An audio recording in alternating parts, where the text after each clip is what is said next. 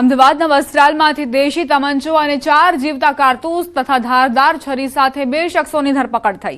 Zone 5 એલસીબીએ બંને આરોપીઓ Chhotu C Kushwa અને આયુષ યાદવની ધરપકડ કરી છે।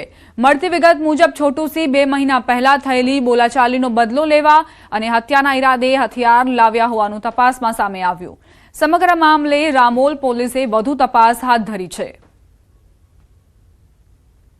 પાસ પરમિટ વગરનું દેશી બનાવટનું તમંચો છે, જેના આધારે એલસીબી ટીમે તેઓ જ્યારે પોતાના વ્હીકલ એક્ટિવા સાથે પસાર થતા હતા તેમની પીછો કરી અને તેમને તપાસ્યા ત્યારે તેમની પાસેથી એક દેશી બનાવટનો તમંચો, 4 કારતૂસ લાઈવ તથા એક ધારદાર ચપ્પુ મળી આવેલું હતું, જેની સાથે ઝઘડો થયો હતો। તેને મારવા માટે આ લોકો મર્ડરના ઈરાદે નીકળ્યા હતા।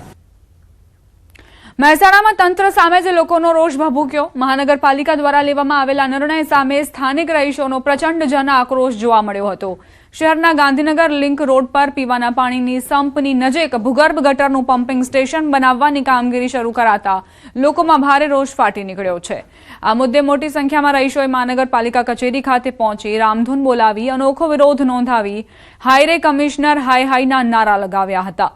બીજી તરફ મહાનગરપાલિકાના સત્તાધીશોએ હાલ પૂરતી આ કામગીરી રોકવાની વાત કરી હતી। વોટર ટ્રીટમેન્ટ ગંદા પાણીના નિકાલનો સંપ બનાવવાની વાત કરી છે અને એનું કામકાજ ચાલુ થઈ ગયું છે। પણ એક દિવસથી લોકો જાગૃત થયા છે। જાગૃત થવા છતાં એમને આ માહિતી મળવા છતાં નગરપાલિકાએ એ કામ ઝડપથી પૂરું કરવા માટેના પ્રયત્નો ચાલુ કરેલા છે। એટલે એનો વિરોધ કરી આજે લોકો ભેગા થયા છે। પીવાના પાણીની બાજુમાં સંપ હોવો ન જોઈએ। આખા ભારતમાં કોઈ જગ્યાએ પીવાના પાણીની અંદર આવો સંપ બાજુમાં નથી। ભવિષ્યમાં એવું બને તો આ સંપ લીકેજ થાય અને ઓલ ટોકીની અને નીચેના સંપની અંદર પાણી ખરાબ પાણી ઘૂસે તો માણસોના સ્વાસ્થ્યની હાનિકારક થાય અને ઇન્દોર જેવો કિસ્સો બને 100-200 માણસ મરી જાય।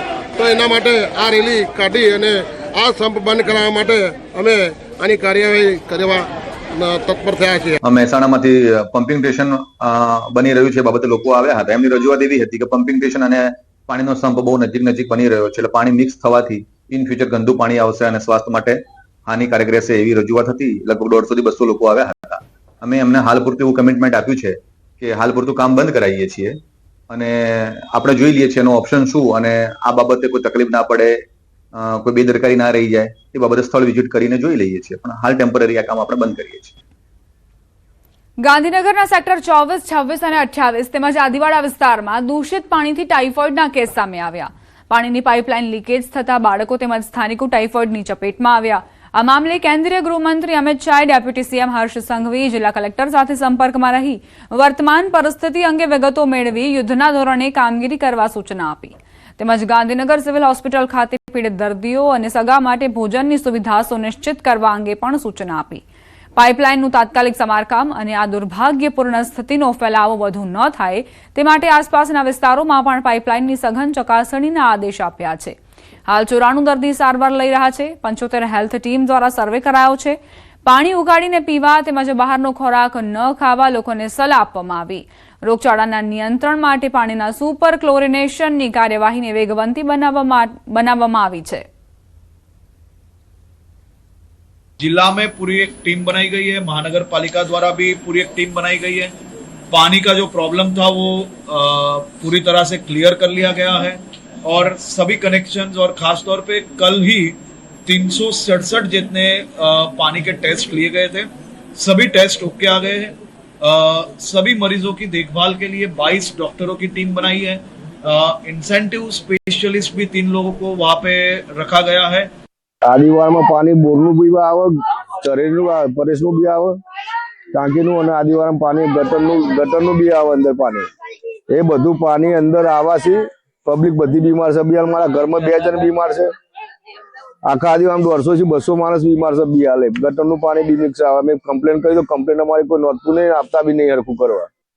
રજૂઆત તો 2-3 જગ્યાએ કરી પણ કોઈ ખબર નથી અમારી અરજી અને સાહેબ નારું ગંદુ પાણી આવે એટલે કોઈ ગટરો પાણી ચકલીઓના હોલ પાડી મૂકી દીધા અને નારું ગંદુ ગટરનું પાણી બધું મિક્સ થઈ ગયું પાણી અને બધું નારો રોગચાળા થઈ ગયા। નારે છોકરીઓ બધી બીમાર પડી ગયા, અમારા છોકરાઓ બીમાર પડી ગયા અને અમે પૂરું કરીએ સાહેબ અને નારા રોગચાળા થઈ ગયા, ઝાડા ઉલટી થઈ ગઈ છે બધાને। અત્યારે એટ પ્રેઝન્ટ હોસ્પિટલમાં 94 પેશન્ટ ટાઇફોઇડના છે. પરિસ્થિતિ બધા પીડિયાટ્રિક બચ્ચાઓ સારા છે, સ્ટેબલ છે અને એ લોકોને હજુ સિમ્ટમ્સ થોડા ઓછા થયા છે. અને આ ટાઇફોઇડનો ઇન્ક્યુબેશન પીરિયડ 15 દિવસનો હોય છે. તો આવી રીતે દરરોજના કદાચ 10 પેશન્ટ્સ ટિલ 20 સુધી આવ્યા જ કરશે. મહાત્મા ગાંધી અમદાવાદમાં સ્થાપેલા કોચરબ આશ્રમમાં લગ્નના પ્રસંગનું આયોજન વિવાદ સર્જાયો છે. કોચરબ આશ્રમમાં લગ્ન પ્રસંગનું આયોજનનો વિડીયો વાયરલ થયો. આ લગ્ન પ્રસંગમાં ડીજેમાં મહેમાનો ડાન્સ કરતા પણ નજરે પડી રહ્યા છે. સમગ્ર મામલે ગુજરાત વિદ્યાપીઠના કુલપતિ હર્ષદ પટેલે પ્રતિક્રિયા આપી કે કોચરબ આશ્રમના સેવકના દીકરાના લગ્ન યોજાયા છે.